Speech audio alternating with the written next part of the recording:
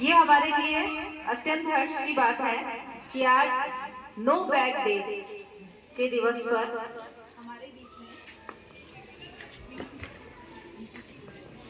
हमारे बीच में motor vehicle inspector sir Mahendra ji हमारे बीच में उपस्थित हैं।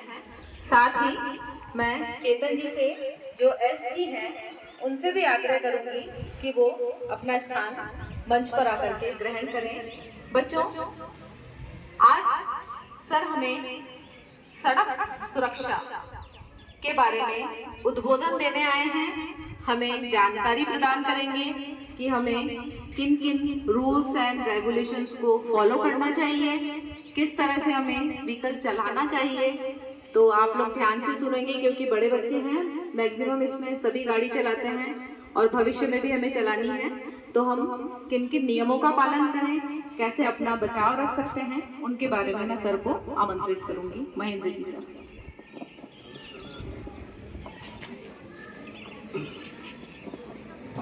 आदरणीय सर, मैम, मेरे को बड़ी खुशी हो रही है। आप बच्चे काफ़ी एक्टिव है हर चीज़ में। तो मैं ये उम्मीद रखूँगा कि आप जो मैं बोलूँगा सिखाऊँगा उसको आप आजीवन याद रखोगे, क्योंकि वो आपके पूरी लाइफ में काम आना है। तो आप भी ध्यान रखोगे, आने वाला भविष्य आप ही हो। आप जितना कानून कायदे से चलोगे उतना ही आपके लिए भी अच्छा रहेगा और बाकी सबके लिए भी अच्छा रहेगा। तो हमारा जो विभाग है उनका मुख्य काम ये है कि जैसे सड़क पर चाहे किसी भी गाड़ी का उपयोग कर रहा हो, चाहे छोटी बड़ी हो, टू व्हीलर हो, तो उसको किस तरह से चलाना है, अपने दिमाग में क्या क्या चीज़ बातें याद रखनी है, चाहे छोटी से छोटी बातें हो या बड़ी बातें हो। जितना अपन ध्यान रखेंगे, जितना अपन उतना ही अपन रोड पे सुरक्षित रहेंगे। हर कोई ये चाहता है घर से सुरक्षित रहे, निकले तो घर वापस सुरक्षित पहुँचे। इसके लिए जैसे आप में से वैसे तो सब 18 साल से कम ही होंगे बच्चे हैं, तो आपको तो 18 साल से ऊपर तो नहीं है कोई। हाँ, तो जो 18 से कम है वो कोई चला नहीं सकता टू व्हीलर। 50 सीसी जो गाड़ी कम होती है ना, सीसी की कैपेसिटी होती है इंजन की, उससे कम आप चला सकते हो, 16 से 18 के बीच। बाकी जो गाड़ी है वो 18 से ऊपर है वही चलाएगा। तो अब आप बच्चे जो अधिकतर से गांव से आते हो या कहीं बाहर जाते हो तो अधिकतर पैदल ही चलते हो। तो आपको अगर पैदल चल रहे हो तो आप रोड पे किस साइड चलना है, पहले चीज़ तो आप ध्यान रखोगे। कौन बताएगा किस साइड चलना चाहिए? अगर पैदल चल रहे हैं तो रोड पे राइट में चलेंगे, है ना, राइट साइड।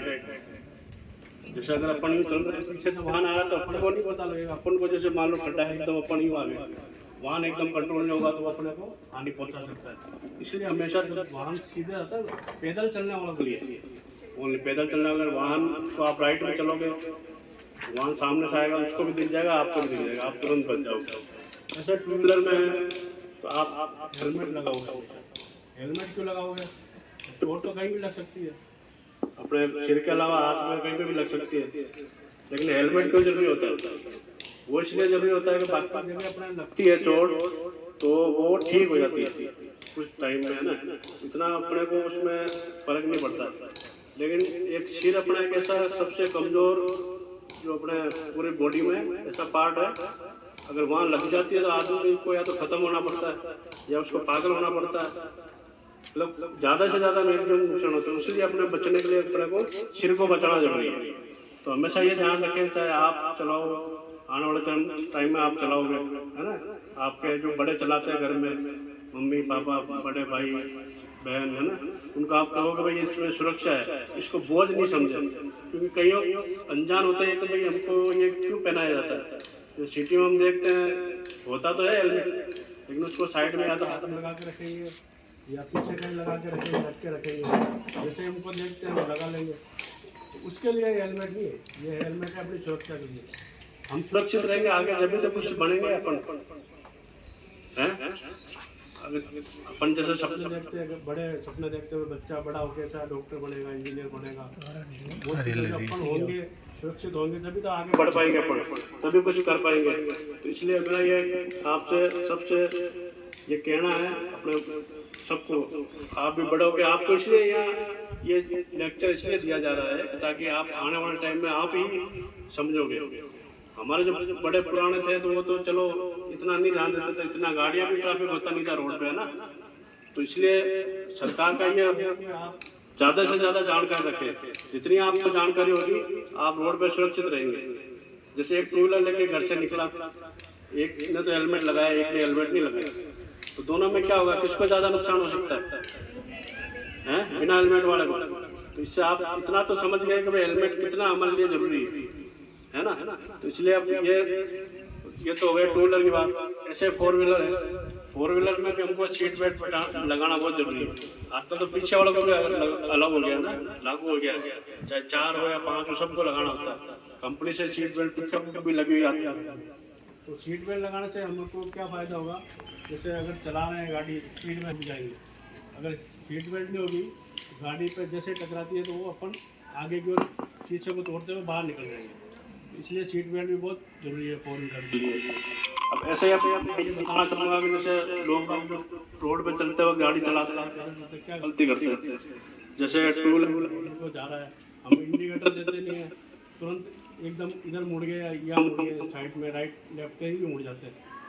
ये बातें हालांकि बहुत छोटी चीज़ है, लेकिन रोड पर चलने के लिए हमको बहुत छोटी से छोटी चीज़ अपने को बहुत ध्यान रखनी पड़ेगी।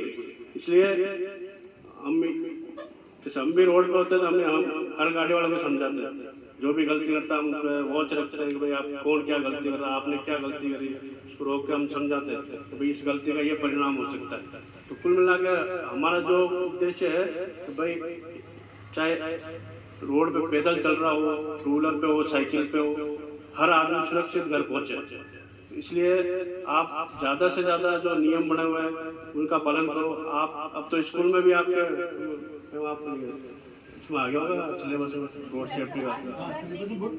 हाँ, तो इस चीज़ का जैसे जो सिलेबस में आपका है, जैसे आप जाते हैं तो रोड साइन आपने देखे होंगे, आपको लेफ्ट मुड़ना, राइट मुड़ना है, कहाँ पे रुकना है।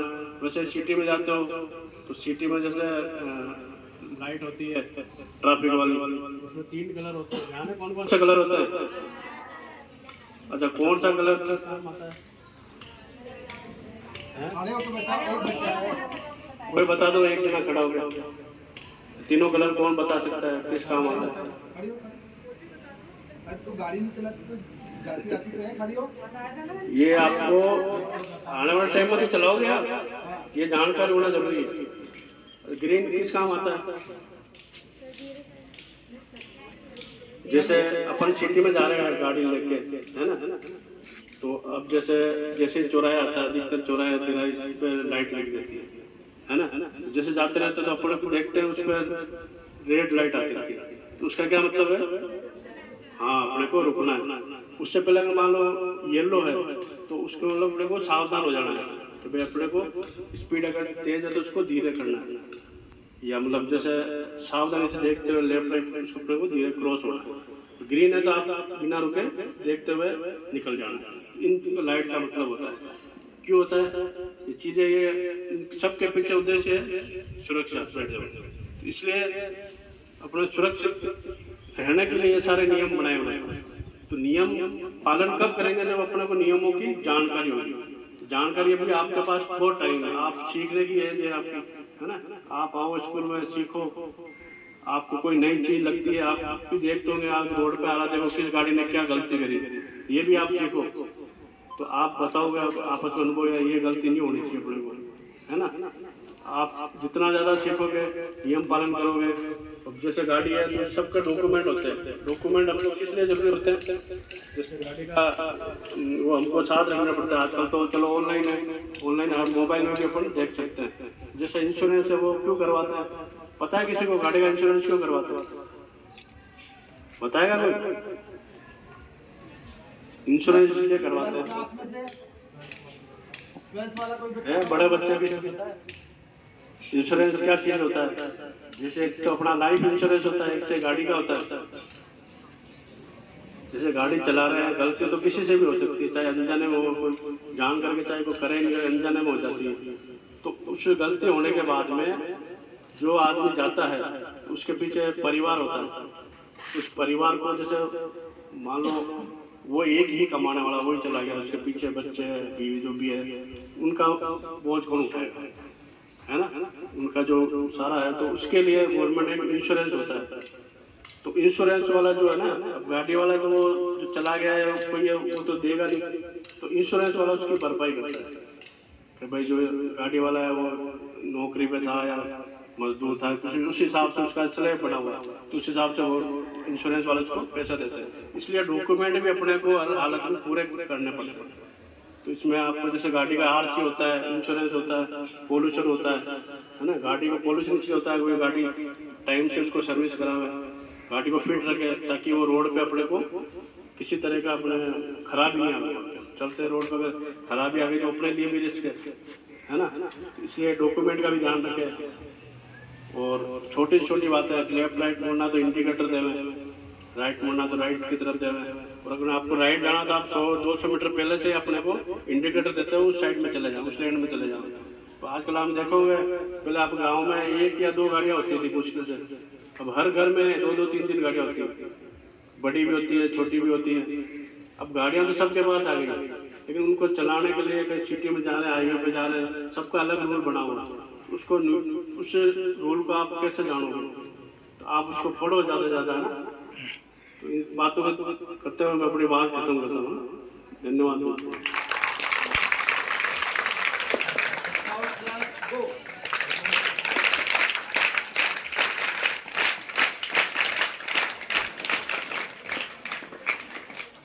तीन बार